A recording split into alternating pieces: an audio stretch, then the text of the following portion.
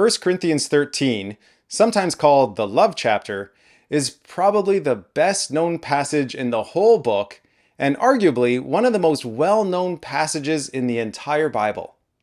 It is commonly read at weddings as a romantic picture of the intimate love between a husband and wife. Of course, there's nothing wrong with reading this passage at a wedding, and it is good for husbands and wives to treat one another with the kind of love described here. But as we're about to discover when we look at the context when Paul writes this passage, he has something much greater in mind than just the love between a husband and wife.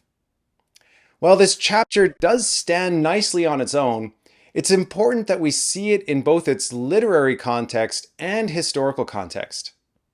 In chapter 12, Paul addresses a topic that's become a point of pride in the Corinthian church: spiritual gifts.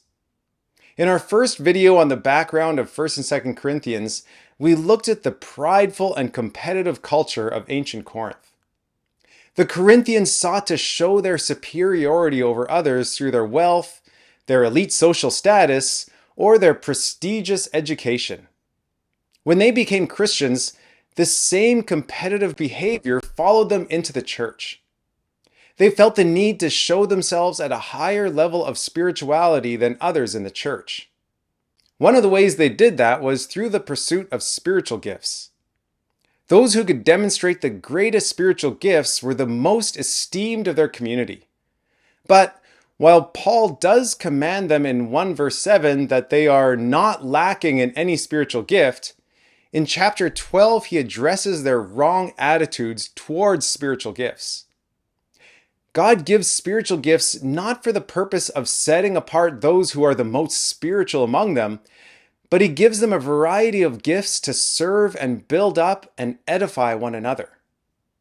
Paul closes chapter 12 by saying, "Earnestly desire the higher gifts, and I will show you a still more excellent way."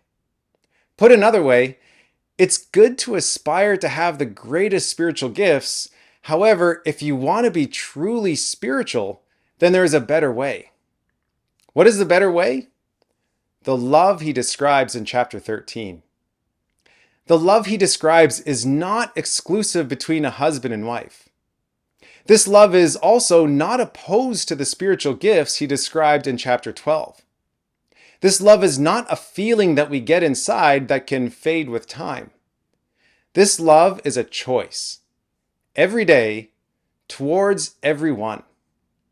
It's a verb that requires actions.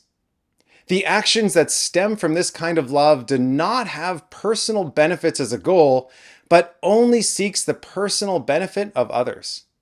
This love is the essential ingredient in these spiritual gifts. Whether you are speaking in tongues, performing miracles like Jesus, or even prophesying the words of God himself, if you do not do them with the love described in chapter 13, Paul says that you are not only not spiritual, but you are nothing. There is nothing wrong with desiring spiritual gifts. In fact, Paul begins chapter 14 just like he ended chapter 12 by saying that they are to earnestly desire the spiritual gifts. However, more important than that, he says, pursue love.